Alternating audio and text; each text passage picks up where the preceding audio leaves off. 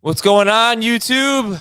Thank you for joining us, maybe live, maybe on demand here. We are live every morning now, 8:30 a.m. Eastern, at least Tuesday through Friday, giving you our latest episode of Fantasy Football Today. What we want you to do is hit the subscribe button and tell all your friends and make Fantasy Football Today the #1 fantasy football podcast. Starter sit for AFC home games right now. What's going on? Welcome to week 6. Thursday really sneaks up on you. You know, you're doing your waiver claims, and then all of a sudden, bam, we got football. We got the Bucks and the Eagles tonight. Adam Azer, Jamie Eisenberg, Heath Cummings. We are going to talk about 7 AFC home games. Looking at the full slate, guys. Jamie, I'll go to you first. Favorite game this week? Favorite game this week? I know it doesn't. There's nothing that really pops to me. I mean, Chargers Ravens. Is that the one? That should be a good one. Ooh, I guess. I mean, there's just there's a lot of things I want to see. I want to see the Jaguars Dolphins game. Yeah, I mean, that's true. I want to see the Giants for comedic game. purposes. What? For comedic purposes? No, I want to see Myles Gaskin. Does he get used again? I want to see Trevor Lawrence have a good matchup. I want to see. I mean, that's I like those little things. Sure. And Myles Gaskin is one of the most activated players. When you look at the most activated players who was on a bench last week and started this week, I think McCaffrey is #1 right now. How many started fantasy points did Myles Gaskin have last week? Whatever he had times 0.2. Only 20% started last week. And I was actually thinking about that because Mike Gesicki, for example, he had 4 catches for 48 yards, something like that. Maybe like 42 yards. And I was thinking, is that good? Is that okay in PPR? Is that acceptable? He was 17th at tight end in PPR last week. But 7 of the guys who finished ahead of him are not fantasy relevant and were probably not started in any league that's not incredibly deep. So he was actually kind of a top 10 tight end in that respect. So started fantasy points matter to me, Heath. They just don't exist. That was. Did you just say he was kind of a top 10 tight end in that respect? In terms of tight ends that were actually being started, does it matter that David Njoku outscored Mike Gesicki? I am looking forward to using that argument in the future. I think it's about a quarterback specifically. Yeah, I think I'm really looking forward to Bengals and Lions. Okay, yeah, me too. But Heath, what I was saying was, there's nobody in the world. I think you agree with this. No fantasy manager in the world started Davis Mills over Patrick Mahomes last week. So Incorrect. It doesn't. Oh, incorrect. I started Davis Mills over Patrick Mahomes. I started Kadarius Toney over Rondale Moore, and both of them turned out well. You made a very interesting dynasty trade last night. Maybe this will be as far as dynasty trade Twitter polls. I think it'll be about as close to 50-50 as you can get. I didn't understand it. Yeah. I traded Marquise Brown. I mean, I understand it. I didn't get it. Right. Marquise Brown and Kadarius Toney for a first and a third round pick in the 2022 draft, which just like that sounds like, man, I gave away Marquise Brown and Kadarius Toney. The fantasy manager I traded with is 0-5. He's going to win games now. Not very little chance of being any better than the third worst team in the league. And I would you trade Marquise Brown and Kadarius Toney for Najee Harris? Of course. No. Not dynasty. What do you mean? You guys are way more. Well, it is a Giants fan and a Gators fan, so that makes a little bit more sense. Well, I mean, would you trade Najee Harris for? I mean, would you trade? Where would you put Kadarius Toney at dynasty wide receiver rankings right now? That might be the biggest difference here. I don't know, probably top 20. Yeah, so he's like 35th for me. So that's probably. But if he has 3 more games like this, where is he? Well, I mean, if he has 3 more games like this, he's #1 because only 6 receivers ever have done what he did last week. Okay, if he has 3 more games with the average of the last 2 weeks, where is he? Probably top 20. Yeah, but Heath, here's the thing. How are you? I maybe because you're just so bad at tanking that you started Davis Mills over Mahomes and whatnot. Mm-hmm. But how are you not going to finish with a top 3 pick that you just traded away? Oh, no. I just traded for the top 3 pick. I traded Kadarius Toney and Marquise Brown for the top 3 picks. I will now have 2 of the top 3 picks. Okay. Yeah. Interesting. But I think it's the fact that you only got a third back in return for that. Like Marquise Brown's worth more than the third. Well, a top 3 pick's worth a lot more than Kadarius Toney to me. I don't would know. trade Marquise Brown and Kadarius Toney for Jamar Chase right now. Would Happily. you have gotten Marquise Brown for a first and that's it? Not a top 3 first, no. All right, let's get into the AFC home games. Interesting trade. I love Heath's involvement in this dynasty league. I mean, you are always giving us. I just love the fact that like Jamie is always ready to say I should have gotten more in trades. He never offers me anything for these guys that I'm trying to trade. Well, I mean, I first off, you wouldn't have accepted a first from me because I'm going to be at the back of the first round. Right, no chance. And we did trade. We did make a trade. You gave me Darrel Williams for a fourth. There we go. Okay. See, I was ahead of it. Okay, all right, nice. I love this. Sounds like a fun league. Good for you guys. Well, you're in it. Not really. We've got 4. We share all the success except the money. Yeah, and the lineup decisions and all. I'm on the. I get the emails. We got 4 teams making some long trips, and 2 of them play at 1:00. Chargers at Ravens, 1:00. Rams at Giants, 1:00. Seattle at Pittsburgh's the later slate, and so is Arizona at Cleveland. I'm not quite sure how many miles Arizona is. That's not the same thing. Yeah. Cleveland's pretty. Ohio's fairly east, but yeah, the other 3 are pretty long trips and 2 1:00 starts. Something to keep an eye on. What about the London game? Yeah, but it's both teams going. Oh, okay. And from the same state. That doesn't count. It doesn't, But anyway, something to keep an eye on. We'll see, because sometimes that matters for us. I don't think it will in these cases of the Rams and the Chargers. Players you love, Jamie. Who do we got? Who's the start of the week? Darrel Williams, 4th round caliber player. I think you're going to get, you got to keep it within expectations. So he's the start of the week. And I don't think barring a 2 touchdown game or just something completely wacky happening, he's going to be a top 10 guy.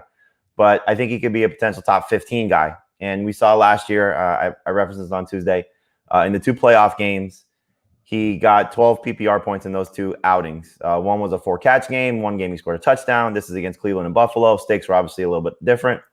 Washington's defense is tough, so he's going to have some, he's going to have to be a little creative in how he gets his production, I think, because he's going to have to be involved in the passing game. But you got a banged up Tyreek Hill right now, who missed practice on Wednesday. You have clearly no Clyde Edwards-Helaire. And I think the blueprint on how to play the Chiefs is out there of dare them to run and make Patrick Mahomes be patient, play these guys, play off these guys, and don't let them get the big play. So I think Williams is looking at about 15 total touches. I think he'll find the end zone. They've given up 5 touchdowns to running backs if you factor in 5 touchdowns to running backs in the last 3 games in terms of the Washington football team. But if you factor in Cordero Patterson's numbers, if you're considering him a running back, then 3 running backs have gotten at least 18 or more PPR points against them. So I hope there's a big week coming for Williams. But the way that I kind of anticipate him finishing is more of a number 2 running back that you could trust. Darrell or Damian? Darrell. Darrell or Fournette? Fournette. All right. Heath, who do you love? Chase Claypool. I guess it's because of the questionable tag. He's still only started in 64% of leagues, but he had the same injury last week and caught 5 passes for 130 yards against the Broncos. So I think he'll be okay against Seattle. I just think the Juju Smith-Schuster injury probably means that Chase Claypool is going to be a high-end number 2 wide receiver for the rest of the season. And this week against Seattle, he might just be he and Deontay Johnson might both be number 1 wide receivers. He is actually among the most activated players. So that start percentage is going up, but it's not all the way there. Most activated would probably be a better segment to do on Friday, because a lot of people are going to set their lineups for the first time today. But we're doing it today because we didn't have glaring rankings disputes that I found. But we'll look at the most activated players like Myles Gaskin and Chase Claypool. All right, Heath loves Chase Claypool. How about you guys, Chase Claypool or Darrel Williams? I'll give that to both of you. Claypool. I'll take Darrel and non, Claypool and half or full. Okay. We are playing the Fantasy Football Today Start Sit Challenge all season long. You can go to cbssports.com/start-sit to play. Each week, answer 10 questions, starter sit questions, win a customized Trophy Smack Championship belt with your name engraved. And the overall winner for the season gets $1,000 and a guest appearance on the podcast. One question this week we have is Marquise Brown against the Chargers, Amari Cooper at the Patriots, or Robert Woods at the Giants in half PPR. Marquise Brown, Amari Cooper, or Robert Woods, who would you guys start in half PPR this week? Woods. Brown. Okay, I'm not going to say Cooper. Reminder, go to cbssports.com/start-sit to play. It's very fun. Why not? Give it a shot. Heath, who are we avoiding this week? I'm a little bit worried about whoever the Patriots starting running back is. We're expecting it to be Damian Harris. I would absolutely avoid him. I think this is a bad game script for whoever's. Now, Brandon Bolden might be a fine flex because he might catch 6 passes for 15 yards and be a top 24 running back if you only consider running backs that were started in 70% of leagues. No, but 30% of leagues. But I just don't think the Patriots are going to be able to run that much. They've been much more pass heavy this year than what we anticipated. And I'm not sure that you can know who's going to get the carries after Harris's fumble last week. And the Cowboys have seen the fewest rush attempts by running backs per game. They're basically tied with the Bucs. It's not because they have this vaunted run defense. We know why it is. I mean, they score a lot of points and they make you throw. Said Booker, I do think had 16 carries last week, but that was out of the ordinary against Dallas. Jamie, who are you avoiding? I would like to avoid AJ Brown. I know he's been struggling, only 1 touchdown on the season, and better days are ahead. So buy low now. But the Bills' defense is tough. The offensive line's bad for the Titans. Julio Jones may now play, so who knows? What the target share will be. It feels like it's going to be a bad game for the Titans if the Bills' defense shows up like it has been.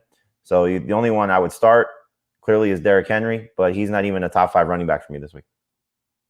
Will he be the first running back to have more than 45 rushing yards against? Yes. I mean, you're still starting Derrick Henry, but yeah. if this was a regular slate, I would say he's an avoid for sure in DFS.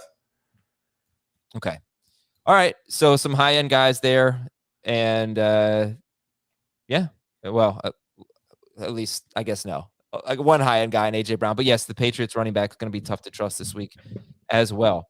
I am going to avoid grammatical errors. I probably shouldn't have said to start the sentence. Grammarly would not have been happy with that. Everybody use Grammarly.com/FFT. Go there, get a discount. Grammarly.com/FFT. That's Grammarly.com/FFT. You'll get 20% off Grammarly premium if you sign up there.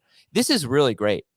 You write something, you put it right into Grammarly. Grammarly gives you quick suggestions on how to make your writing more effective, more concise, more clear, better vocabulary. You're going to get that just regular vocabulary replacement. That's one of the things, but also just how to make your message stronger if you want to communicate better. So if you're writing something for work, if you're coming up with a speech, maybe you're in grad school or I know we have younger high school students even listening to this show. You want to write a paper or something, use Grammarly for help. It's not cheating or anything like that. They're just giving you different suggestions on how to be a better writer, basically. So Grammarly Premium helps you get your message across quickly without repeated or unnecessary words. You don't have to search for synonyms anymore. Oh, remember that? Right-click, search for the synonyms. You don't have to do that anymore. Grammarly Premium offers suggestions to replace overused words and phrases. And I think what's best about it is all the time you're going to save because you're going to proofread things so many times to try to find things that you can do better. Grammarly takes all of that away, does it for you. So if you want to save time and become a better, more clear communicator and writer, use Grammarly, please, and go to Grammarly.com/FFT. Cut down on editing time, write more confidently, and get 20% off Grammarly Premium by signing up at Grammarly.com/FFT. That is 20% off Grammarly.com/FFT. Sorry, let me spell it one more time. Grammarly.com/FFT. Go ahead. I just saw a tweet that might have caught Grammarly's eye and certainly will catch your eye because there's several repeated words in this tweet.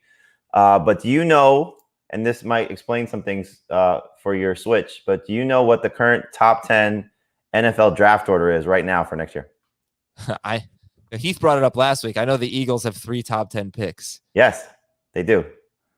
3 top what picks? 5, 6, and 10 if the season ended right now. My God. They are tanking the right way. They're not even trying to tank. Good I know. for them. So are you going to pick the Washington football team to win the NFC East now? Because you picked the Giants first. Yeah. Then you picked the Eagles. Yeah. And the Eagles, what I really believed. No, the Cowboys. The Cowboys are going to have that by Thanksgiving. On Thanksgiving, they will clinch. Which crappy team do they get to play on Thanksgiving? I wonder. Probably the Giants. Probably Washington. Yeah, they'll clinch that division. We got. You think they have a shot at the 1 seed? Yeah, because they're going to beat up on their division. Yeah. All right. The NFC West is going to beat each other up at some point. Yeah. Cowboys Bucs, still defensively. How good is the NFC West now? Well, 2 teams are great. Yeah. The Cardinals and Rams, yeah. But the 49ers will still sneak in there and give you a game and beat you. Like they almost beat the Cardinals. They held the Cardinals to, I don't remember the score, 17 points or something like that. Cowboys Raiders on Thanksgiving. I'm getting hungry. Okay. Let's okay, here's a new segment. It's called Let's Make Heath change a DST ranking. Okay. I bullied you inappropriately and wrongly the last 2 weeks into moving a DST up. I don't know if you actually did. Now I'm going to make you move one down, Heath. You are way too high on the Ravens DST. You have them 4th going up against the Chargers. The Chargers are making a cross-country trip, and that's really difficult on opposing offenses. I don't feel like I kind of, when I saw this, I wanted to move them down a little bit, but with the history of the last 2 weeks, I think I need to let it ride. I have the Ravens defense in a lot of leagues. And if I have a really bad player on my team, I understand what you might want to drop and start somebody else because you don't want to go against Justin Herbert. He's been on fire. That's fine. I'm not dropping the Ravens because of this matchup, though. All right. They do allow the fewest points. They haven't been that good. And they allow the fewest points, the Chargers, to DSTs. And yeah, the Ravens haven't really been the Ravens this year. They've only had one standout game as far as a DST goes. But all right, Heath, stick to your guns. Make the I mean, there's really, after you've brought this up, the only fair expectation is a defensive touchdown. Okay, it'll probably be on special. I'm just looking at, and obviously I don't know exactly the scoring in this league by comparison to most, but do you know the DSTs that rank better than the Ravens right now? I know. Guess a lot of them. Cowboys are number 2. I know that. Oh, the Lions. Oh wow. The Bengals, the Titans. It's crazy. I would expect them to be better. I don't, think Heath is wrong by hoping things will turn around for them, but it's been bad. They've played really a gauntlet. They've played the Chiefs. Yeah, that Colts offense juggernaut. Yeah, well, they don't have the pass rush they used to have. Exactly, that's the problem. And their secondary is falling apart a little bit with injuries. It's tough to rely on them. Actually, wait, who do they play? They played the Chiefs. They played the Lions, the Colts, Raiders, and Broncos, right? Okay, so they haven't had that tough of a schedule. So I'm sorry. All right, news and notes. Dalvin Cook practiced, but we still don't know about his status. Damian Harris did not practice, but they're optimistic about him. We'll see. Heath already said not feeling Patriots running backs. McCaffrey's 50-50 to play this week. Jarvis Landry could be back this week. Go ahead, Heath. I think the McCaffrey one's kind of big because we just kind of thought he was going to come back, and hopefully he does. But would you start? You leave McCaffrey. It depends on what you have on your bench, but I think you'd have to start Fournette over tonight. Right. Yes. Okay. Well, hopefully he's back. Look, wouldn't it be great to see Dalvin Cook versus Christian McCaffrey instead of Madison versus Hubbard? Imagine that. I don't know. I got a lot of teams that would like to see Madison versus Hubbard. Jarvis Landry could play this week. He's about 60. He didn't practice on Wednesday, though, so that's a bad sign. Okay. DeAndre Hopkins has an illness. He should be fine. We'll see if Chris Carson practices today. He missed practice on Wednesday. The plan was to get him to practice today. TJ Hawkinson missed practice, and we haven't really talked about that as he has struggled, but he's dealing with a knee injury as well. Would you start Zach Ertz tonight or TJ Hawkinson? Ertz. If Hawkinson practices today, I'd stick with him, but otherwise Ertz. Joe Burrow is on voice rest. So, what's his name? Blake Shelton is not going to be happy about that. Is that his name? The guy on The Voice? Yes, it is. Yeah. All right. See? Shelton, yeah. Shelton. I was going to make a joke about if we punch you in the throat, does that mean you'll stop talking? Yes, it does. Chandler Jones for the Cardinals, not expected to play, and neither is Rodney Hudson. He is out this week. So that's their top pass rusher and starting center out this week for Arizona. Tua Tagovailoa looks like he's going to play. he had a few players miss practice. That seems like no big deal unless they miss again on Thursday. And even then, we're not sure. But Allen Robinson, Damian Williams, Justin Jefferson, Nick Chubb. Right now, we're going to assume they're all playing. Kenny Galladay's not going to Adam Thielen also. Thank you. Kenny Galladay's not going to play, but the other 3 Giants wide receivers practiced. So are we expecting Tony, Shepard, and Slayton? Yeah, to think about that for a second. I think at this point, yes, you have to expect them to play. Tony obviously is playing. He was limited. The other guys were limited also, but they're coming back from injuries. So yes, I would anticipate at this point those 3 guys playing. Well, you name 3 Giants wide receivers. You start with Tony. Like you just want to say Tony. But yeah, Slayton exists. Daniel Jones is on track to play. They're optimistic about Daniel Jones, but he needs to clear the concussion protocol. Sammy Watkins missed practice. The update I saw was dealing with his brain injury, and when I read it like that, I was like, "Ugh, don't play." Well, if you said dealing with a concussion, then I hate when they call it a brain injury. It's scarier for sure. Right. Yeah. Julio Jones was limited in practice. So. Did you get T.Y. Hilton too? Oh yeah. So he was activated. He's got what's the deal? He's 21 days activated for practice. Yes, not for games yet. Right. He's still eligible to be in an IR spot in leagues. Ooh, yes, they play the Texans this week. That's why he's coming back. He owns them, right? Oh, he owns the Texans. All right. 60-second rankings discussions. Again, I couldn't really find good disputes. We'll look at the most activated players and just tell me if you're comfortable starting them. Myles Gaskin. So these were guys who were mostly on the bench last week. Fantasy managers are getting them in their lineups. Myles Gaskin in London against Jacksonville. Comfortable starting him? Ish. Okay, comfortable-ish. Yeah, I think in PPR, I would start him over the replacement running backs. I'll talk about this a little bit more later in the show, but the Jaguars are a team that they get a ton of rush attempts against. I think the second, third most rush attempts against. Teams run on them. That is not the Dolphins' MO. They are last in the NFL in rush attempts. So this is I'm comfortable with Myles Gaskin as a number 2 running back in any format. I think the thing that we saw last week was they reshuffled their offensive line again, and it seemed to be a little bit better. But you have Tua coming back. And so, you got to hope that the offense that they were hoping to run, which they only got to run it for a game and a quarter, is going to be on display. And so if you didn't watch that game last week, how can you say, or if you watched that game last week, how could you say Malcolm Brown and Stephon Ahmed need more touches than Myles Gaskin? Right. He's so much more explosive than those 2 guys. Now, granted, he may not hold up in pass protection as well if you're looking at it from a size situation because he's not as big as Malcolm Brown. But you can't tell me that their 65 offensive coordinators saw that game and said, oh, let's put Malcolm Brown back there again. He's got to play more. Hopefully, it's a sign of things to come. And as far as I don't know how much of the Jacksonville teams run against them, Dolphins don't run thing we can tell anything about because Jacksonville's almost always behind. And so the opposing team always has a game script that would cause you to want to run. And the Dolphins have just had some absolute disasters of blowouts. And they've only won 1 game. So I don't know how much the Dolphins want to run. Yeah. This would be the opportunity for them to do it more for sure. I will say, though, if you are stuck in a deep league, Malcolm Brown's not a bad flyer because if there's somebody that's going to be plunging into the end zone from a short yardage situation, it's probably him.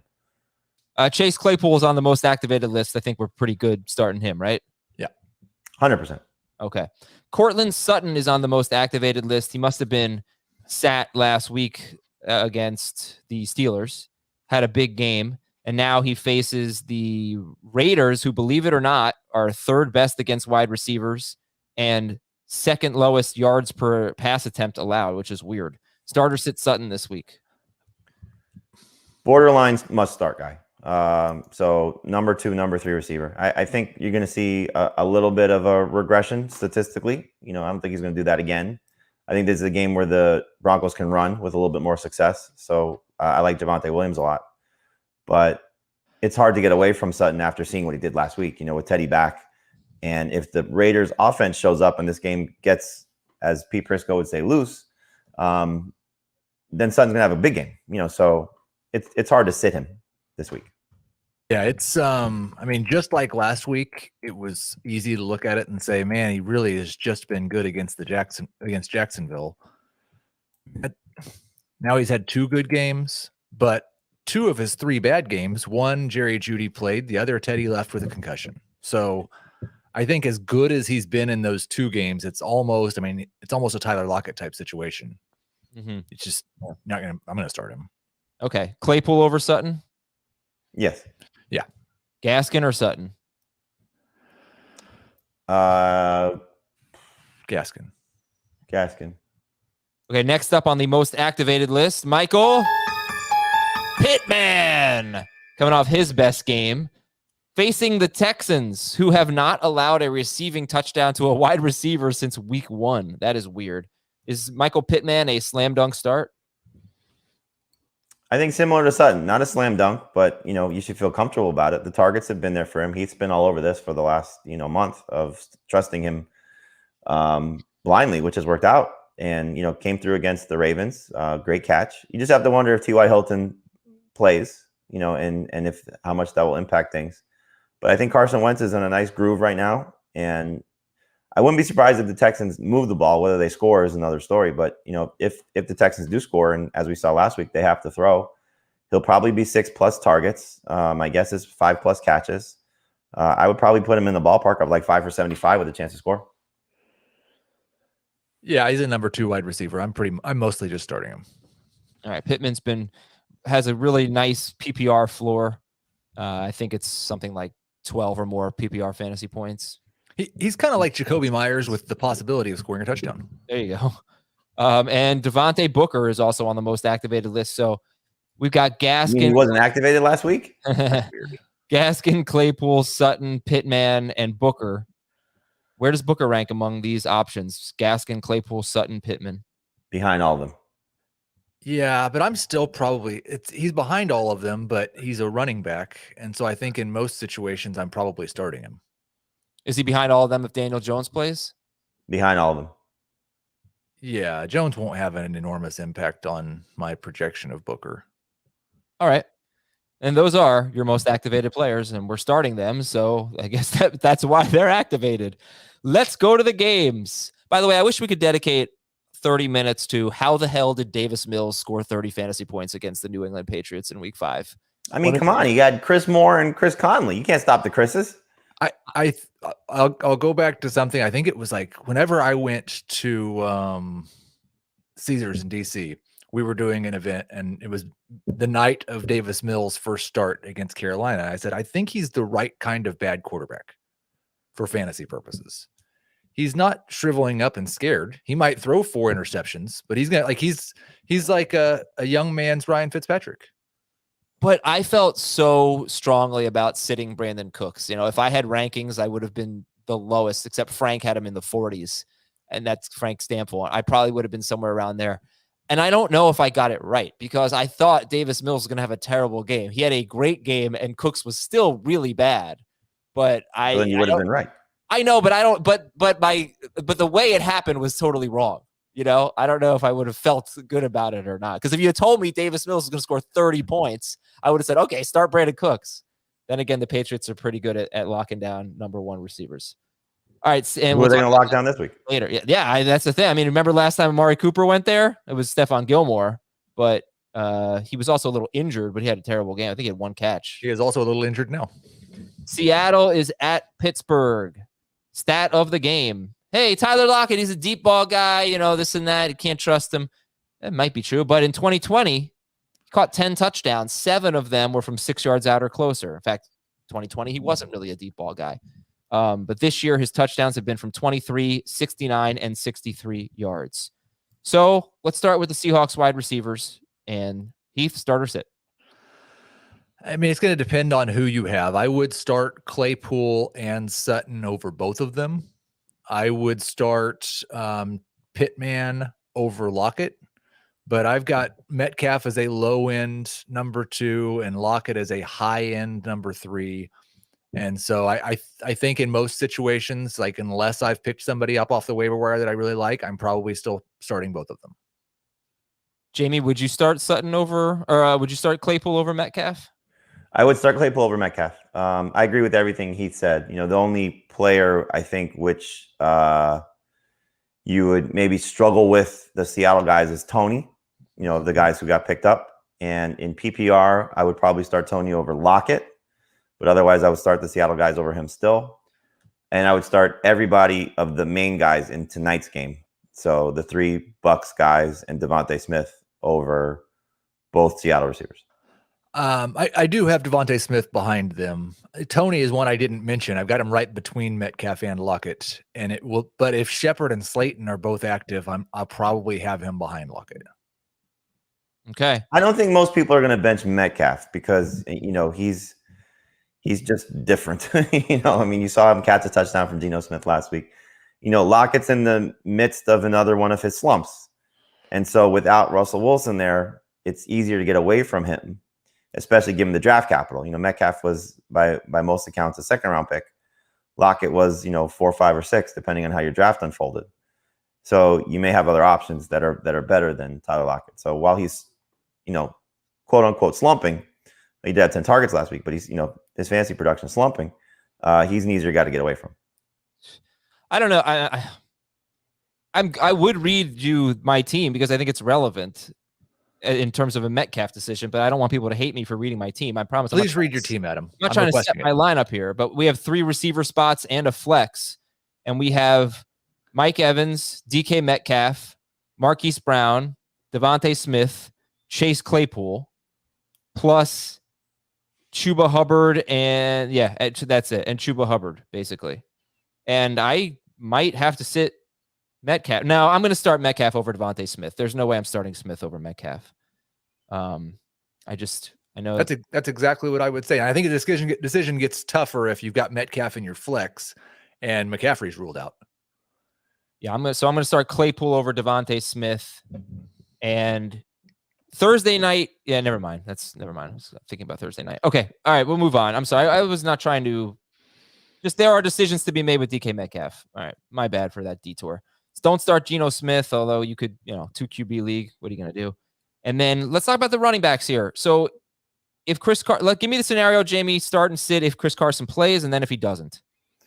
I would like to avoid the Seattle backfield. Again, you got potentially bad quarterback play.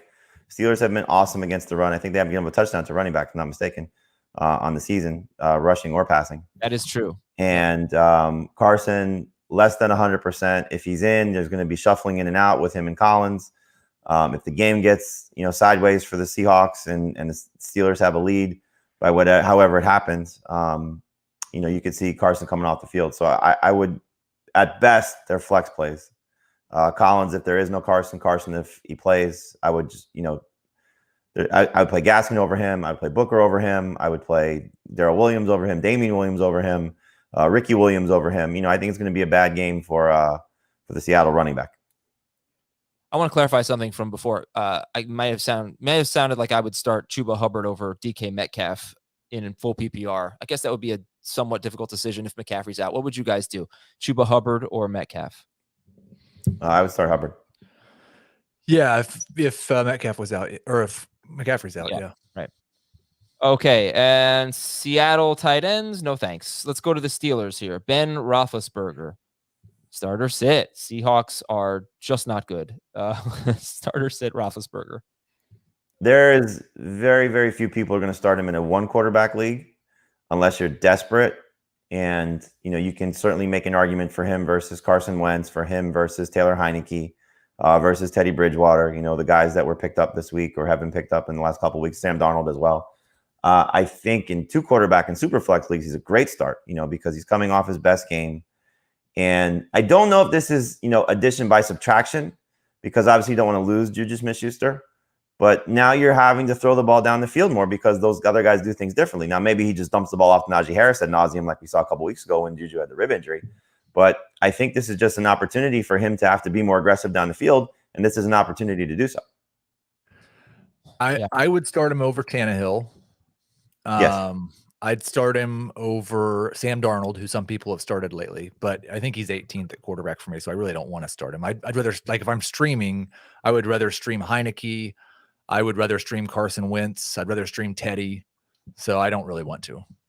I don't know if this is the case for you guys, but this was the first week in any of my leagues, I'm pretty sure, that I picked up a quarterback with the intention of starting. I have not streamed a quarterback yet. And the only reason I'm doing this is because I'm the Russell Wilson manager in that league. But I don't know. Have you guys streamed a quarterback yet? It's weird to say. Yeah. I'm in a 14-team league where I drafted Trevor Lawrence and Justin Fields. So luckily I had Darnold for the last, I think 2 weeks. Because I definitely played Lawrence in week 1. I think the last 2 or 3 weeks I played Darnold. This week I'm playing Heineke over Darnold. And in our IDP league, my quarterbacks were Ryan Tannehill and Trevor Lawrence. So I'm playing Heineke. I picked him up again. I'm playing Heineke this week as well. Okay. I could be wrong. Maybe I'm forgetting, but it's just that, if you drafted one of the top 12-ish quarterbacks, you really haven't needed to go to the waiver. As long as it wasn't Ryan Tannehill. Right. Or Burrow. Burrow was drafted as a top 12 guy in some cases. And I did have none of either of them. Najee Harris is top 4. The Seahawks give up so many receiving yards to running backs. This is just a great setup for Najee. And start both Pittsburgh wide receivers, and I'm guessing no on the tight ends. No tight ends. No, but it is something like if you're a desperate situation and you're trying to get ahead. I think their bye is next week, if I'm not mistaken, for the Steelers, week 7. But if you are looking, week 8 and beyond, if you want to pick up Freiermuth just to see, because James Washington's banged up, he was limited in practice. Ray McLeod, they brought in Anthony Miller, so they're going to replace Juju with somebody, and maybe it's just more targets and opportunities for the tight end. So if you want to stash Pat Freiermuth in a deeper league, why not, just to see what happens this week and then maybe what happens beyond. Pittsburgh DST is, at last check, 2nd for Jamie, 3rd for Heath, 9th for Dave. So start him up. Okay, Dallas at New England. Stat of the game. Mentioned this one. Cowboys see the fewest rush attempts in the NFL. And that should be good by running backs. That should be good for Jacoby Myers. His 2 good games were the 2 games where the Patriots just did not run. They fell behind against the Saints. They didn't even try to run against the Bucs. But wouldn't you have said, just bringing up your Davis Mills thing from earlier, if you were to say that they were down 10 in the third quarter, I think it was, down at halftime, down in the third quarter, that Jacoby Myers would have had a great game, right? Yeah, I would have thought so. Yeah, but the only thing I think you got to worry about with Myers, and I'm still starting him, but is how much of the tight end's improvement, certainly Hunter Henry's improvement, is going to take away targets for him.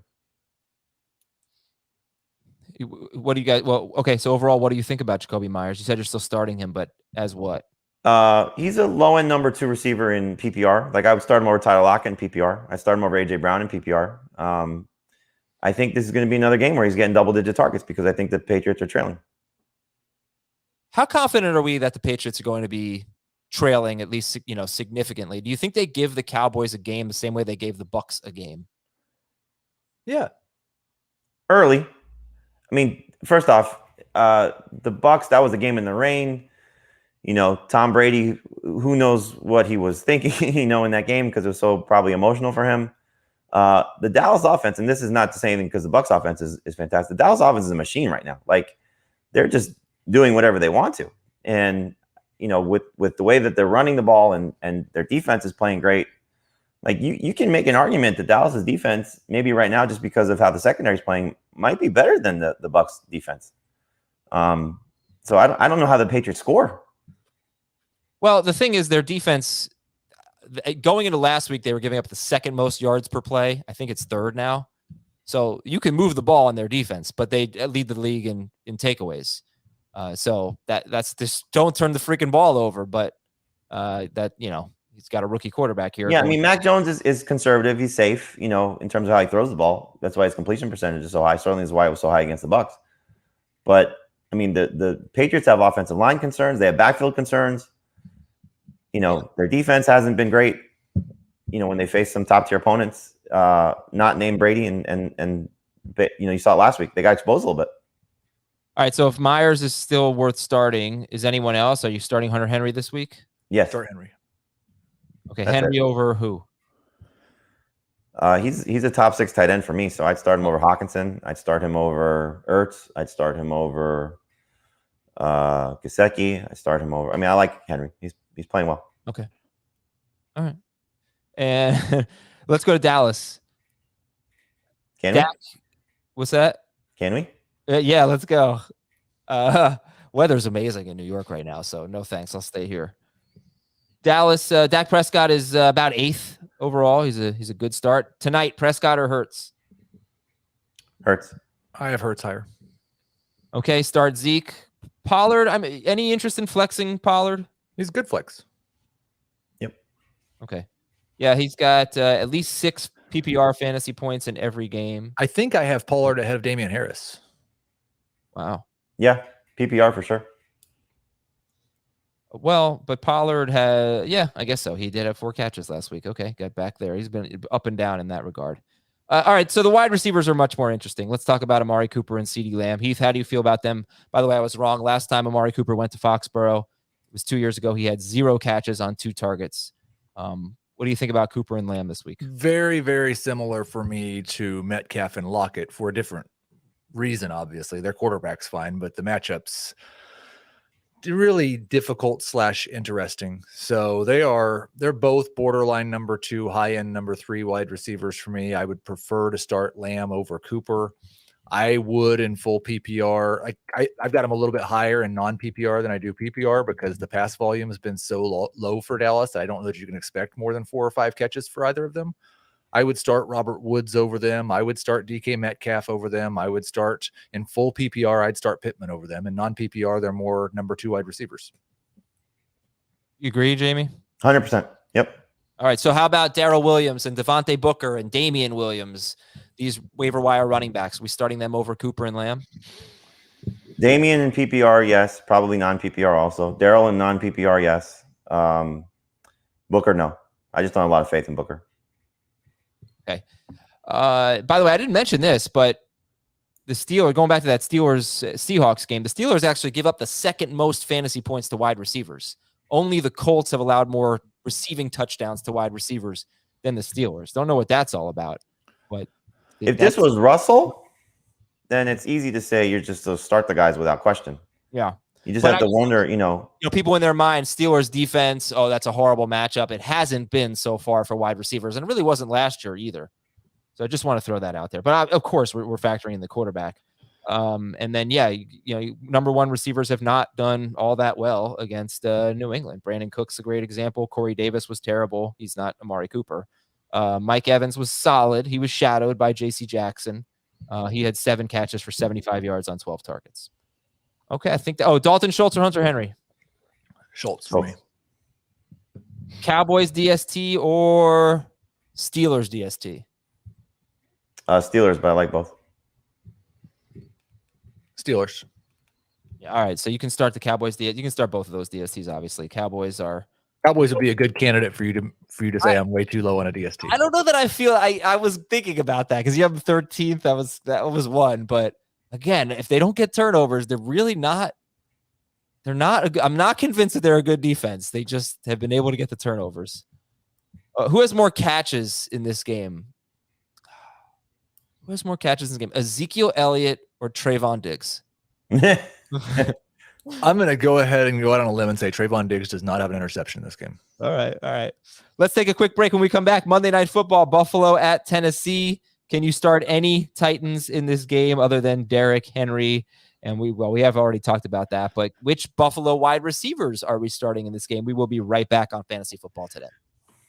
The Bills are at the Titans. Maybe the Titans show up here and show us the team that they're capable of being. I'd love to see if Julio Jones could play in this game. But your stat of the game, I gave it earlier. No running back has more than 45 rushing yards against the Bills. We can just laugh at that. Henry will get there. Trend of the game, though, this is kind of interesting.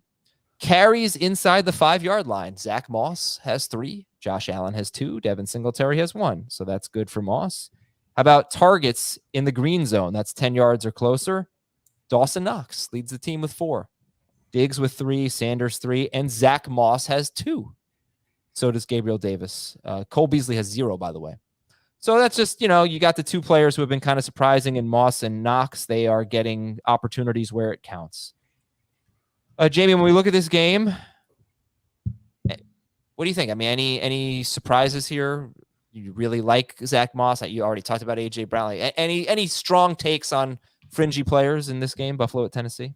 I mean, it's hard not to like Zach Moss at this point, what he's done. 11 or more PPR points in the 4 games that he's played.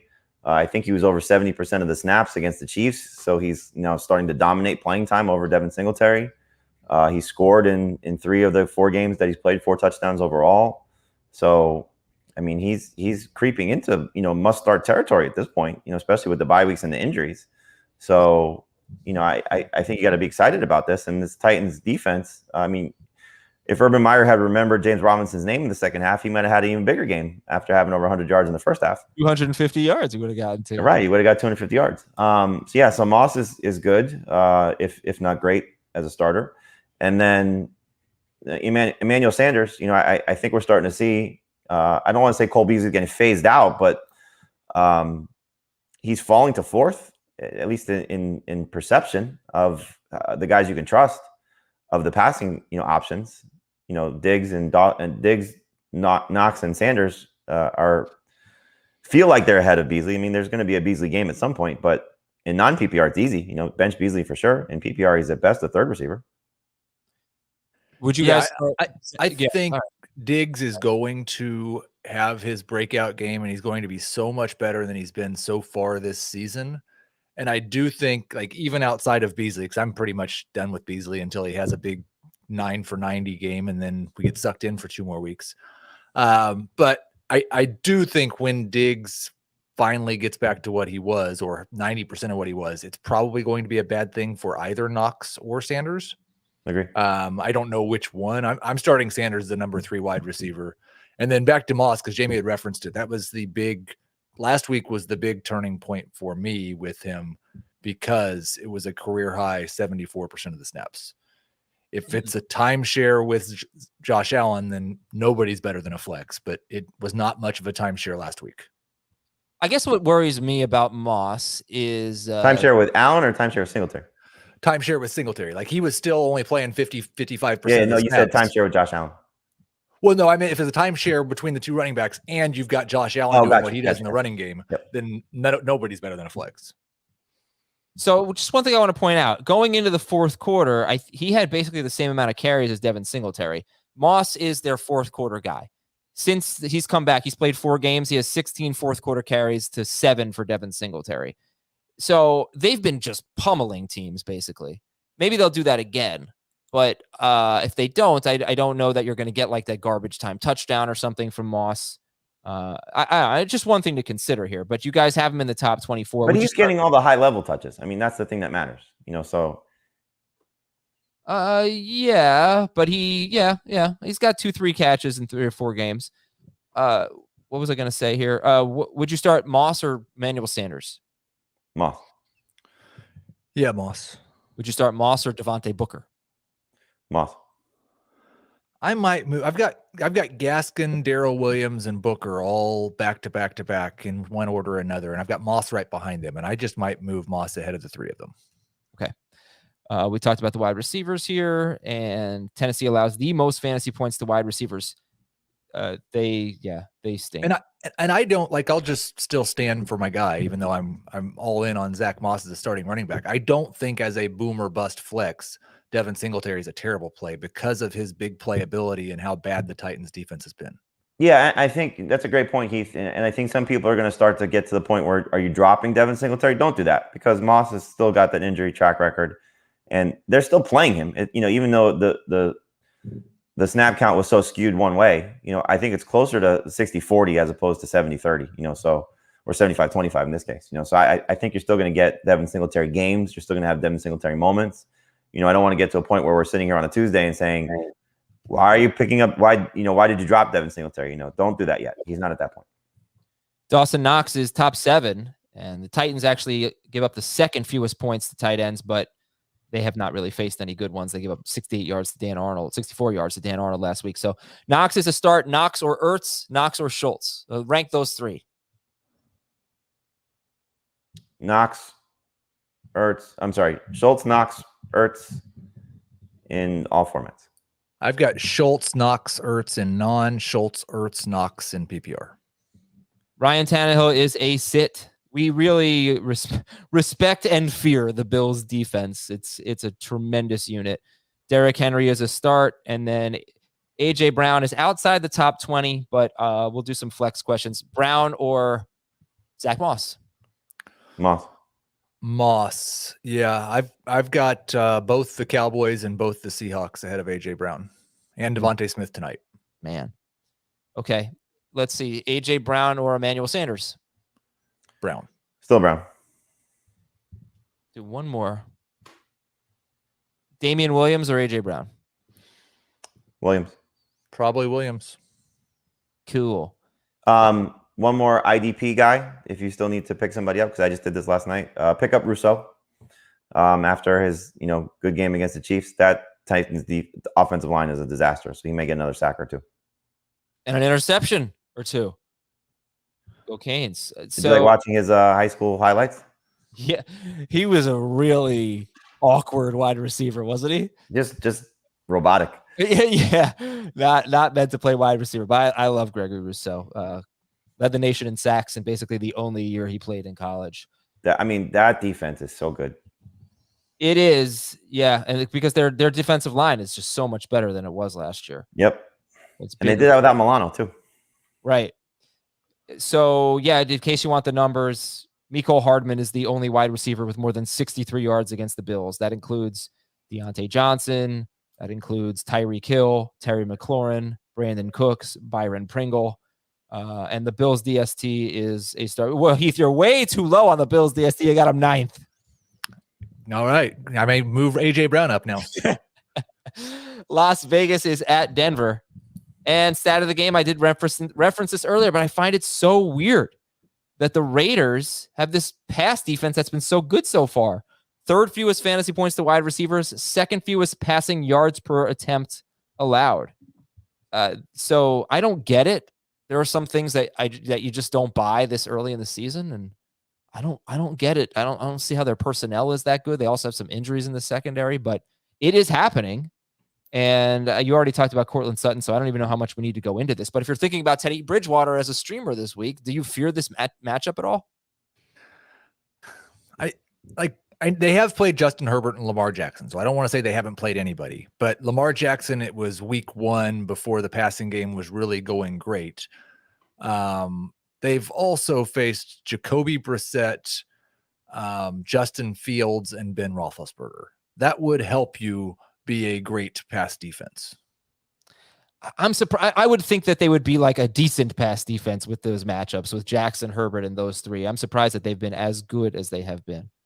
But so where do you rank Bridgewater in terms of streamers with Heineke and Tannehill? I'll throw Tannehill in there. I know he's not a streamer. Both of them in there. Bridgewater, Tannehill, Heineke, Roethlisberger. I would go Heineke, Wentz, Bridgewater, Roethlisberger. Yep, exactly. Okay. All over Tannehill? Yes. Yep. And what about Derek Carr? Would you start Derek Carr over any of those guys? No. I might have Carr still over Roethlisberger, but behind Teddy. It's going to be such a weird game for the Raiders because you just don't know where they're at emotionally, with everything that's gone on with Gruden. Did they give up on Gruden last week, which certainly would be understandable with what that locker room is, with what any locker room would be. But now do they come out and, we're unified as a group and we're going to come out and play? And look, the Broncos, I know they're a good team, but they're not indestructible, and the Raiders can certainly have some success here. Josh Jacobs has a great history against them, so we'll see how he does. But defensively, this pass rush has been the reason why their pass defense has been good, because they're, eliminating a half a second or a second getting to the quarterback. And so that's what I think has helped them early in the season. Can they get back to doing that, this week? So we'll see. I think Crosby and Nassib and Ngakoue, they need to get to the quarterback and do a good job for that secondary to hold up. Starter sit Josh Jacobs. It's hard not to start him at this point, right? With the 4 catches each the last 2 weeks. Yeah, he's a low-end starter. Yes. He's been awful. My God, running the ball, 3.2 yards per carry. But he's not been awful in terms of fantasy production. No, he hasn't. Denver's he scores touchdowns and he catches passes. Okay, so how do you like him compared to the replacement guys? I would start both Williams guys ahead of him. I would start Gaskin ahead of him in PPR. I'd start Jacobs in non. He's a top 20 running back. I think if you have safer options, you can go the safer route, but it's hard to get away from the goal line opportunities and the passing game work. Now, the one thing I guess you could look at, say, if you want to really be concerned about Josh Jacobs, is Peyton Barber practice in full. So now we get to see what this backfield rotation looks like. Does with Gruden out of there, does Kenyon Drake get more opportunities? That's exactly what I was going to say. You would think so, right? Because if those catches go away, then you've got a guy averaging 3.2 yards per carry against a really good run defense. What if Peyton Barber gets like 8 carries to spell Jacobs and Jacobs does all the passing game work? That would be wonderful. That would be great. Yeah, I don't know. I'm nervous. I think it's a good point that we have, like, it could go any of 6 directions between those 3 running backs, and we really have no idea. I think I have no Josh Jacobs shares. I didn't draft him at all. So, if you're concerned about the yards per carry and the change in coach and the return of Barber, and you have some of these other guys, Williams, Booker, or both Williams, Darrel, Damian. You can even look and say that matchup wise, maybe Javonte Williams and Melvin Gordon have a better opportunity. Gordon's a little bit banged up, but if you want to say matchup wise, and I know, Adam, you like to look at explosive plays. I mean, Javonte Williams has a 31-yard carry or more each the last 2 weeks. He may have. I think this is going to be a big game for Javonte Williams personally, but I'm still starting Jacobs over him because of split. Now, if Melvin Gordon's out, Javonte Williams for sure. Yeah, I would start Zach Moss over Jacobs. Would you?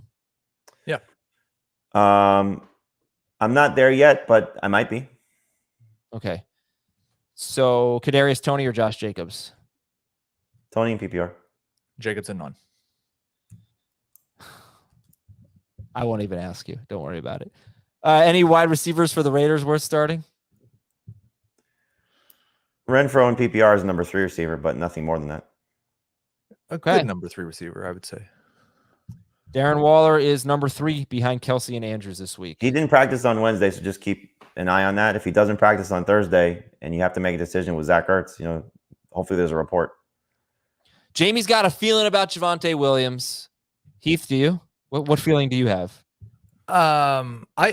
I have no feeling about Javonte Williams. I said this on FFT yesterday. I think every week it feels like, man, this might be the Javonte Williams week, and every week we get to the end of the week and Melvin Gordon had 2 more carries. So I'm just going to keep treating them both like flexes. Gordon slightly ahead of Williams until it changes, and then the first week that it changes, I'll probably have Williams the low end number 2 running back. Yeah, you hope that they can have a lead in this game, because when in the first 3 games of the year against the Giants, the Jaguars, and the Jets, those 2 guys ran the ball a lot. The last 2 games they've had, I believe both of them have had single-digit carries. It's been around 9. But have they lost each of the last 2 games? They lost to Pittsburgh, and they lost to Drew Lock. Right. So you like to see they want to run the ball. But I think the thing that for me that I like about Williams, he's got 3 catches each of the last 3 weeks. So he's being used in the passing game. Melvin Gordon's dealing with a couple of different injuries. He didn't practice on Wednesday, I think, with a hip injury. I think last week it was a knee injury. So he's not 100%.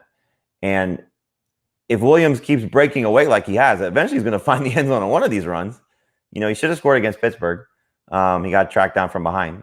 But a 31-yard carry, I think it was 49-yard carry against the Steelers. So the big play potential is there for him. And so all it takes is probably another 3 or 4 carries ahead of Melvin Gordon, and maybe he has a chance for a huge game.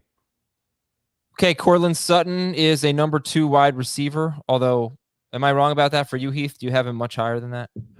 I've got him as a high-end number 2. I had to pull back a little bit on the projections, but he's right around 13 or 14. Okay. We talked about him a little bit earlier. If you want to hear about Courtland Sutton, go back to the 60-second rankings discussion segment. You can check the time codes always in the episode description. Time codes are approximate, probably within 30 to 60 seconds of the actual time. And Noah Fant, he's top 10. Dave's really high on him, as him top 6. You guys have him closer to 10. So, okay, Schultz and Knox and Henry and Ertz, they're ahead of Noah Fant. How about Gesicki or Noah Fant? Fant in non-PPR, Gesicki in PPR for me. But they're close. I mean, I don't think there's much difference. Yeah, this is the first time I've really thought about this question. And so Noah Fant over Mike Gesicki. I'll make the change.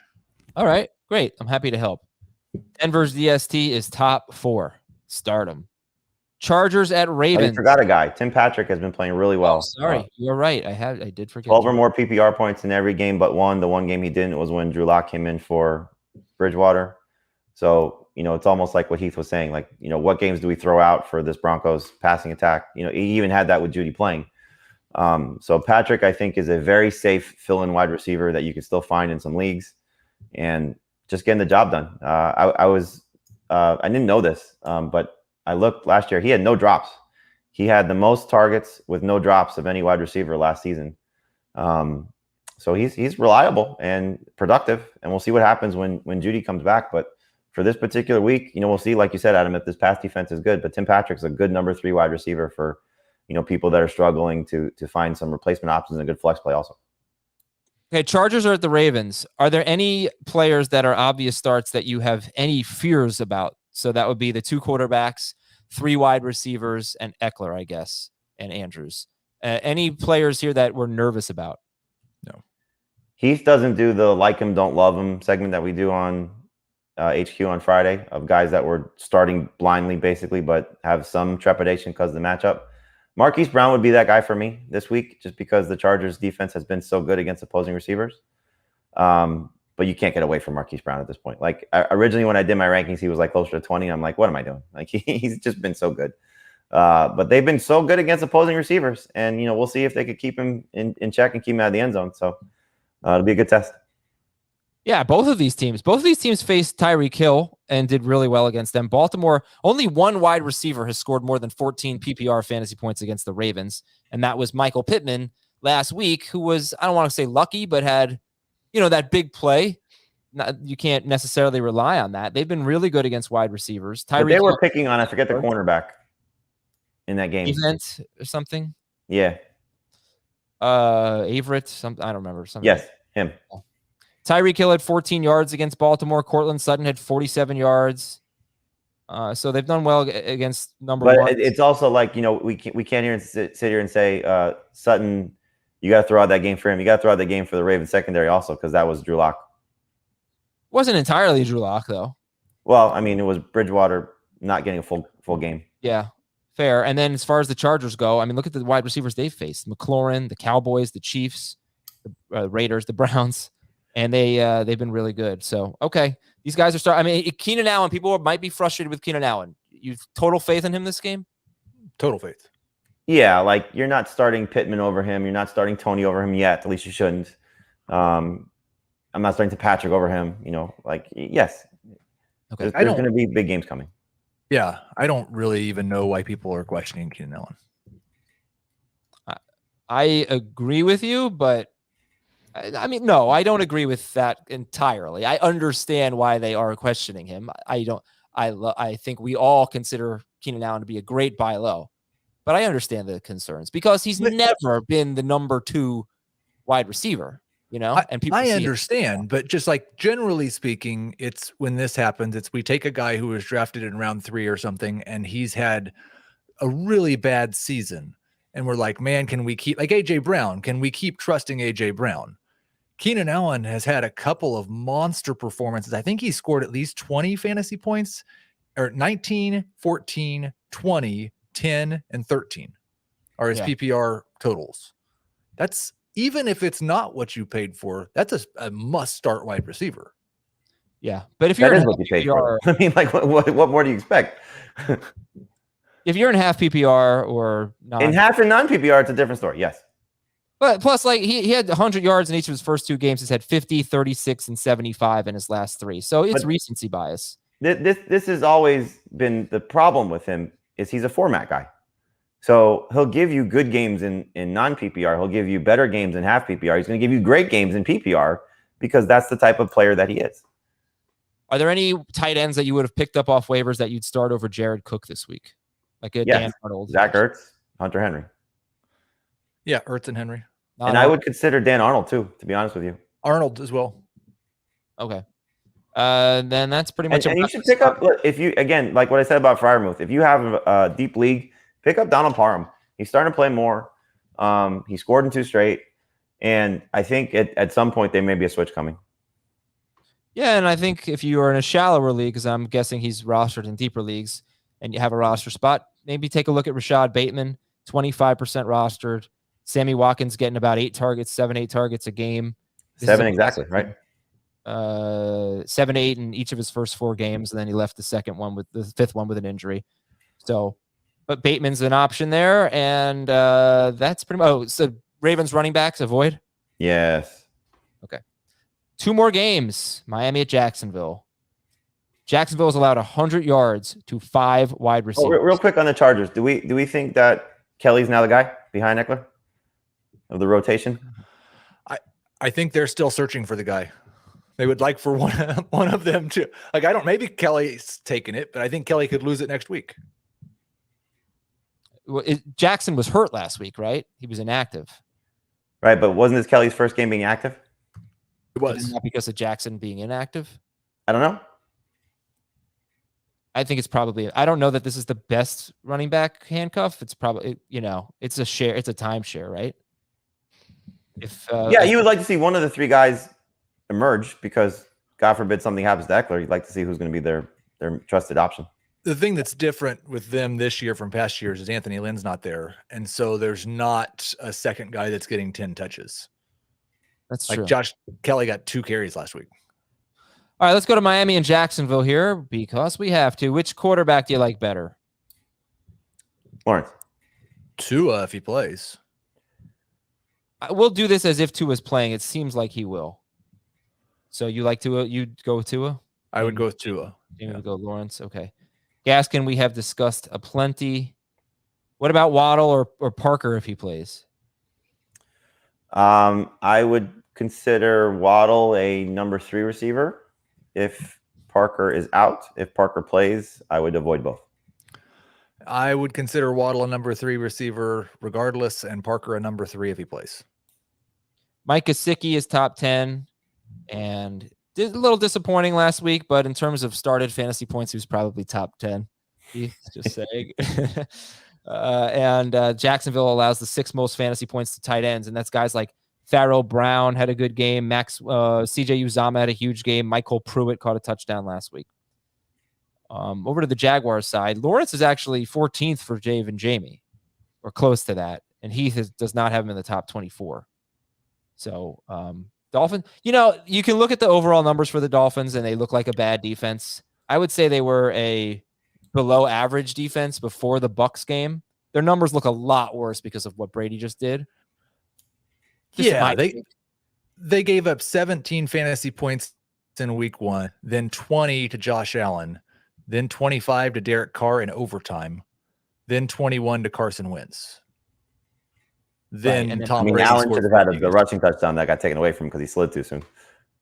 That is true. That did happen to Josh Allen. I don't think that, for me, the Dolphins are not one of the matchups that matter. Like, I think they're just average, maybe mediocre, but they have allowed the most pass plays of 20+ yards. So that is something to keep an eye on. And that was even before the Bucs game. They were very high there too. So they're giving up some big plays. With that said, obviously we're going to start James Robinson. He's top 10 in both formats. Who's the best wide receiver in this game?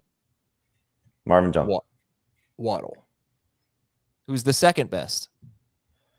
Waddle. Marvin Jones. Okay. So we've got the same top 2, Marvin Jones and Waddle. I'm trying to think. AJ Brown or a receiver in this game? No, AJ Brown. AJ Brown. Okay. Dan Arnold or Evan Ingram? Arnold. Dan Arnold or no, just like there's nothing. You said it. It's Cook. Yeah, right. It's Jared. Like, I still start Higbee over Arnold. I would start Ertz over Arnold. You like a DST in this game? The Dolphins. Yeah, I like the Dolphins more than Jacksonville. Okay. Yeah, almost every team's been really good against Jacksonville, but Bengals on that Thursday night, the only exception there. Houston was good against the Jaguars. Tennessee's DST was good against the Jaguars. And that brings us to Houston and Indianapolis. Stat of the game. I doubt this matters, but I'll give it to you anyway. The Texans allow the most fantasy points to tight ends. They haven't faced great tight ends either. They faced Knox. They faced Henry. Tommy Tremble had a rushing touchdown. Chris Manhertz had a touchdown. I don't know. Mo Alley-Cox has not been a complete non-factor. Is he something? Do you have him ranked in the top 15? He's a touchdown or bust guy. I like that he had 50 yards receiving last week. So trending in the right direction. But we know what Molly Cox does. He has a good game, and then he disappears for a month. Yeah, like they have 3 tight ends that they're throwing the ball to, and Cox will probably be the best, but I wouldn't be that surprised if like any of the 3 guys leads the Colts tight ends. I'm not starting a Colts tight end. The only Texan that people are going to start is Brandon Cooks, and like him or love him this week. I like him a lot. Yeah, I like him a lot. The Colts are giving up a 9.8% touchdown rate. Their pass defense has been just dreadful. All right. So that's Cooks. Start him. Carson Wentz is in that streaming category. I think Heath, you have him 12th, or did you drop him? He's 12th or 13th. Yeah, I like him. Okay. A little bit better the last couple weeks. And worth starting over Derek Carr. Worth starting over Tannehill. And what about Sam Darnold, or Sam Darnold against Minnesota, or this sorry, what's the hell's his name? Carson Wentz. Yeah. I'd go Wentz for sure. The only reason I would stick with Darnold is I feel like this could be a game where they just run all over the Texans. Oh yeah. Yep. So start Taylor. What about Nyheim Hines? No, not the game script for him. There is no game script for him. It's so weird. Oh, you know what? His week 1 was against Seattle, and Seattle that's what they're so bad at, passing game running backs defending them. And other than that, he's had one good game. So people are gonna lose faith in Hines, certainly. Michael Pittman is a number 2 / we'll call him a low end number 2 wide receiver. Top 25 in full PPR and 6 to 8 catches in 4 straight games. I mean, that's just a tremendous floor right there. So Pittman's a start, and that's basically it. We've actually talked a lot about Pittman. So cool. Anything else from this game? Hilton would be a number 3 receiver if he returns. Colts DST. Start them. Start. Yeah. This is a pretty good week for streaming DSTs, You got the Dolphins and the Steelers in some leagues. You got the Colts. You got the Bengals. Packers. So good week. Enjoy it. Thanks to Heath and Jamie. We will talk to you later today. YouTube.com/fantasyfootball today, 2 p.m. Eastern with a start or sit edition for 1 hour, 2 to 3 p.m. Eastern. And tomorrow we've got the NFC home games. We'll talk to you then. Enjoy the game tonight.